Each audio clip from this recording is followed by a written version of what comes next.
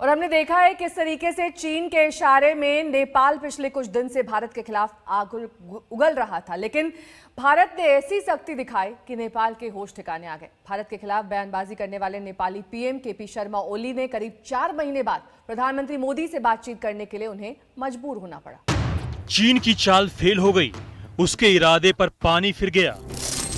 उसकी साजिश का नेपाल ने पलीता लगा दिया। पूर्वी लद्दाख में सरहद पर मार खाने के बाद भी ड्रैगन नहीं सुधरा तो हमारे पड़ोसियों को भड़काने लगा। नेपाल के कंधे पर बंदूक रखकर फायरिंग की, लेकिन मिसफायर हो गया। सीमा विवाद के बाद पहली बार नेपाली पीएम ने प्रधानमंत्री नरेंद्र मोदी को फोन किया। नेपाल भारत के बीच द्विपक्षीय बातचीत में आर्थिक और विकास से जुड़ी परियोजनाओं पर चर्चा हुई। 15 अगस्त को स्वतंत्रता दिवस के दिन नेपाल के पीएम केपी शर्मा ओली ने प्रधानमंत्री नरेंद्र मोदी को फोन किया था। फोन की घंटी ऐसे समय में बजी जब कुछ हफ्तों में नेपाल ने रिश्तों की मर्यादा तोड़ने वाले फैसले लिए। चीन के हाथों का खिलौना बनकर नेपाल के पीएम ओली ने उकसाने वाले बयान दिए। अब ऐसे में सवाल उठता है कि क्या नेपाल के पीएम ने किसी रणनीति के तहत पीएम मोदी को फोन किया? क्या भारत को बातचीत में फंसाकर चीन के प्रोजेक्ट को रखना चाहते हैं जारी, या फिर ओली को ये बात समझ में आ गई कि भारत के साथ रोटी बेटी के रिश्ते का धागा तोड़ना ठीक नहीं? नेपाल के पीएम ओली जब घर में घिरे तो उन्होंने भारत के साथ विवादों की गठरी खोल दी। चीन ने इस मौके को भुनाया, भारत के खिलाफ ओली का कान फूका।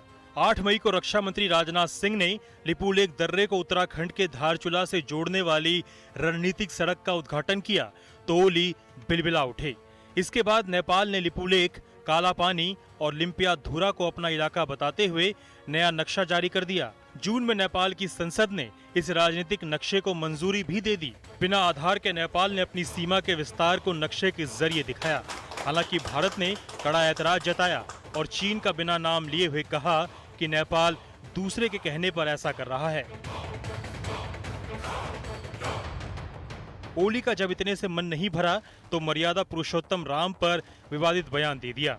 नेपाल के पीएम ओपी शर्मा ओली ने दावा किया कि भगवान श्री राम की नगरी अयोध्या उत्तर प्रदेश में नहीं बल्कि नेपाल के वाल्मीकि आश्रम के पास है।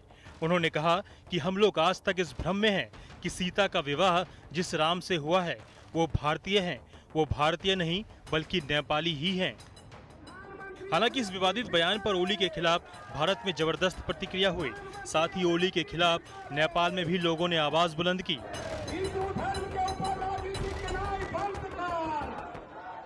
देखिए, दोनों मंत्रालयों ने क्लेरिफिकेशन दे दिया है। इसमें जो है ज्यादा मत भिन्नता करने की, इसको जो है ज्यादा क्या कहते हैं, इसमें मत भिन्नता है कहने की जरूरत ही नहीं है। राम को हम मानते हैं, अयोध्या को हम मानते हैं, बुद्ध का जन्मभूमि लुम्बिनी है, उसको भारत मानता है। इसमें कोई शक नहीं कहा है।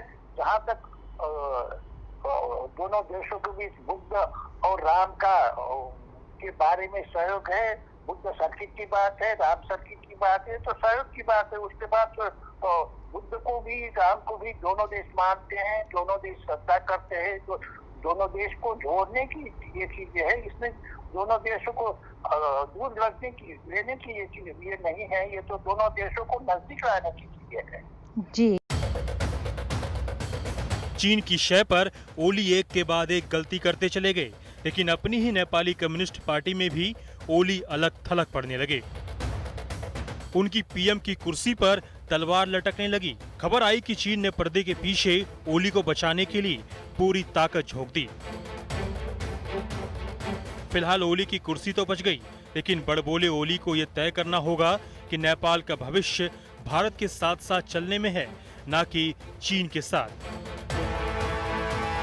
जिसकी विस्तारवादी नीति से पूरी दुनिया त्रस्त है।